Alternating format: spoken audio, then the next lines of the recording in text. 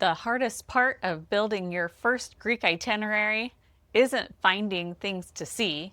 In fact, that's the problem.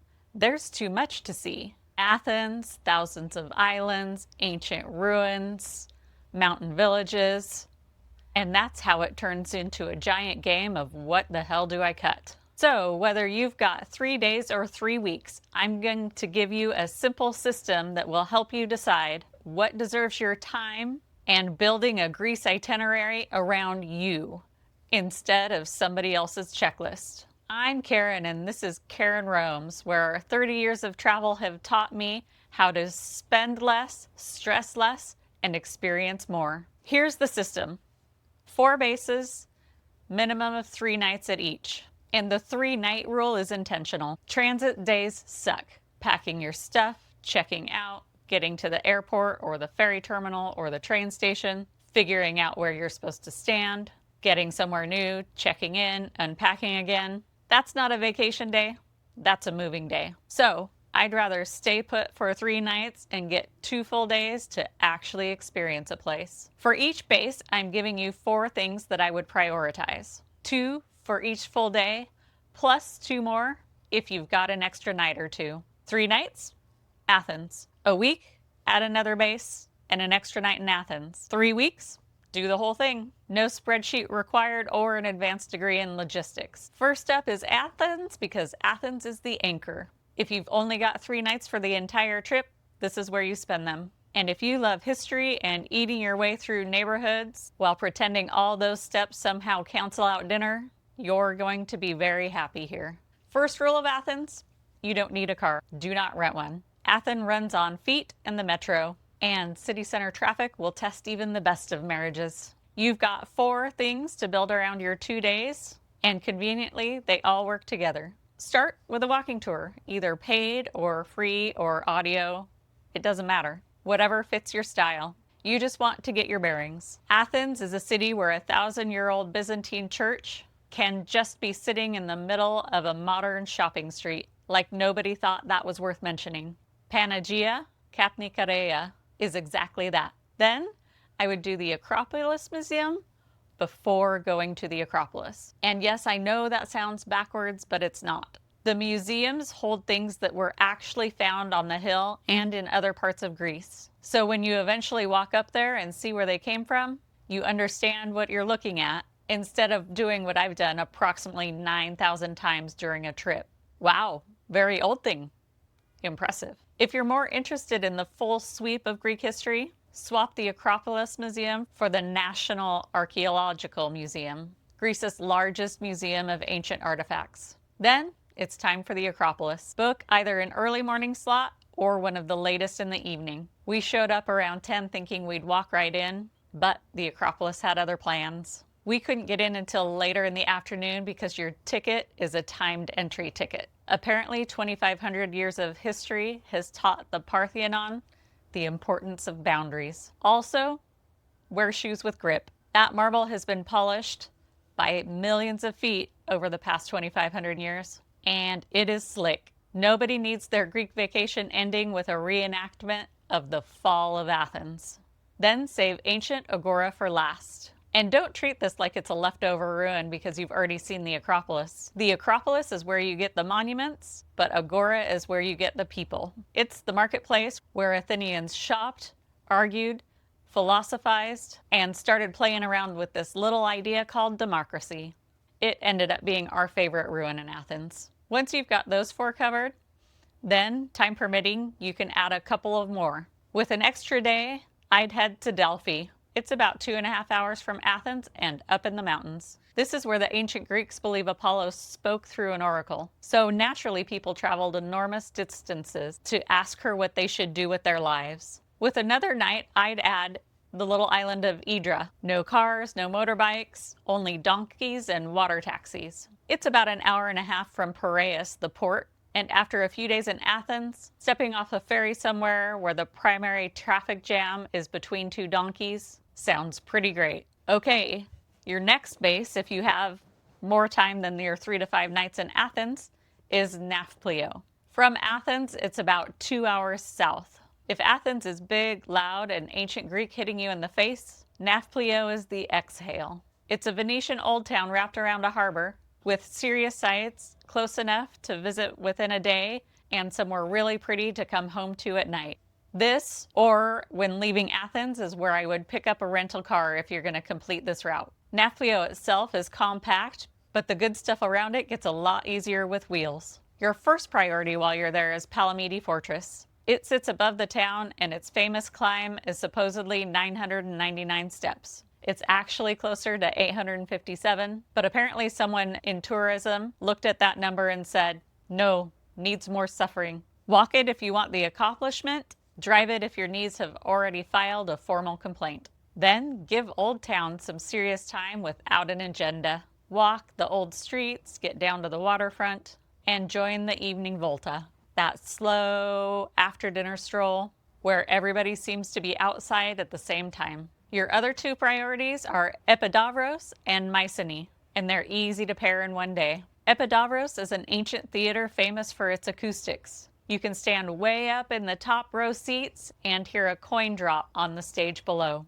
which is either an incredible feat of ancient engineering or proof that the Greeks invented parents hearing snacks being opened from 3 rooms away. Mycenae is completely different. This is Bronze Age Greece, the world associated with Agamemnon and the Trojan Wars. You walk through the Lion Gate and suddenly Greece feels a lot older than the Athens you just left. And then Nafplio gives us one of our favorite stories from our trip. Our ferry schedule changed after we had booked everything, so I tried to rearrange my hotel reservation. I found another hotel with exactly the same name, clicked a few buttons, and it felt very efficient. Unfortunately, I booked us a room 400 miles away from where we were supposed to be. We arrived in Nafplio, and our room did not. The woman at the front desk of our non-existent hotel could have been like, ooh, that sucks for you. Good luck with that. Instead, she picked up her phone, called 2 or 3 hotels, and found us somewhere to stay. It wasn't her mistake or her problem. She just decided to help. And honestly, that summed up Greece for us better than any brochure could. If you've got an extra night in Nafplio, add Monemvasia. It's a medieval fortress town built onto a huge rock just offshore, connected to the mainland by one causeway. We skipped it, and it's absolutely one of the few decisions from this trip I would take back.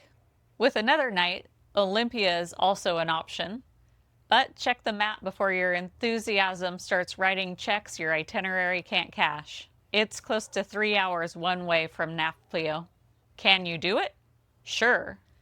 Is 6 hours in a car how I personally want to spend a vacation day? Usually no. If Olympia does matter to you, make the day all about that. Don't pretend it's a cute side trip. Okay, base 3, Kardamyli and the Mani Peninsula. Now we get to the spot in Greece that surprised us the most, Kardamyli. It's down on the Mani Peninsula, roughly 4 hours from Athens and 2 hours from Nafplio. And if your idea of a good trip involves hiking boots, quiet beaches, and where tour buses are an endangered species, this spot is for you. You absolutely want a car here. For your 2 full days, the plan is stupidly simple. Hike in the morning, hit the beach in the afternoon.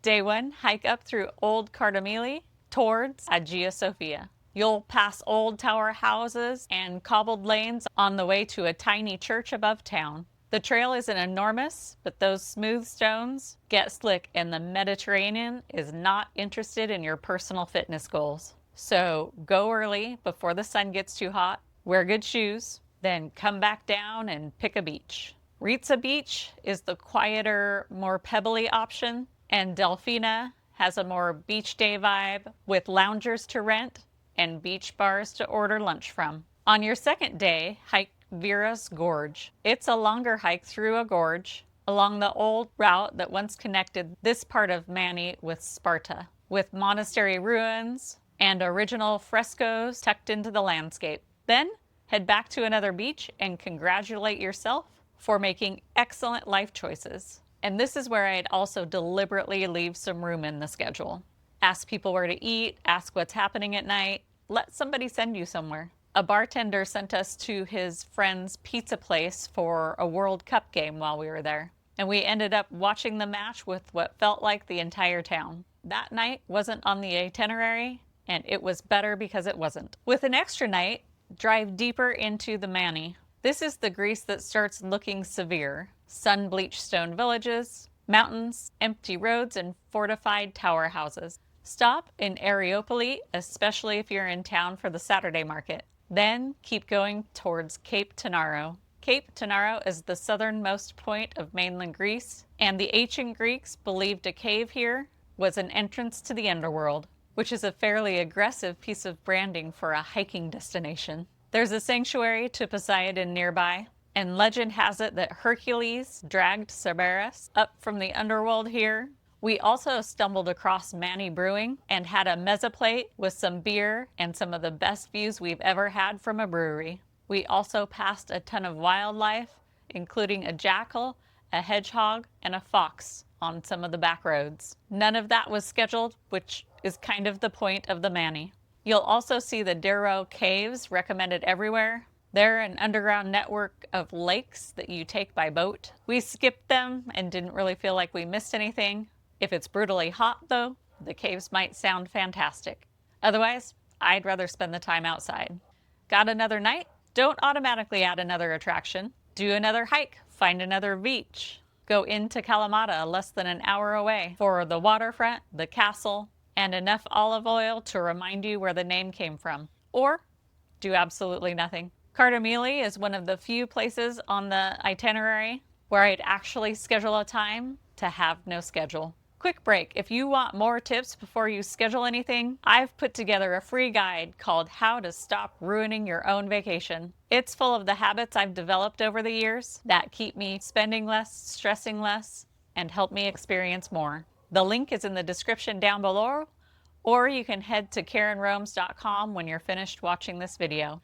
Okay, back to Greece. Phase 4, choose your own island. This is the only one that I am not choosing for you. Pick an island. And I mean pick an island based on what you like to do. Not because Instagram has collectively decided that there are only 2 islands in Greece. If you want fancy hotels, beach clubs, and nightlife, Mykonos is built for you. If you want caldera views, sunsets, and romance, Santorini makes sense. Just understand that several thousand other people have had the same revelation. Naxos is the quieter, more lived-in choice. Better prices, working villages, great beaches, less feeling like the entire island was built as a photo backdrop. And then there's Crete, which is an island so big I barely even consider it an island. You can give Crete a week and still have unfinished business. We chose Skopelos, partly because we're Mamma Mia fans, and partly because it looks completely different from the Greece most people picture. Skopelos is covered in pine forest that runs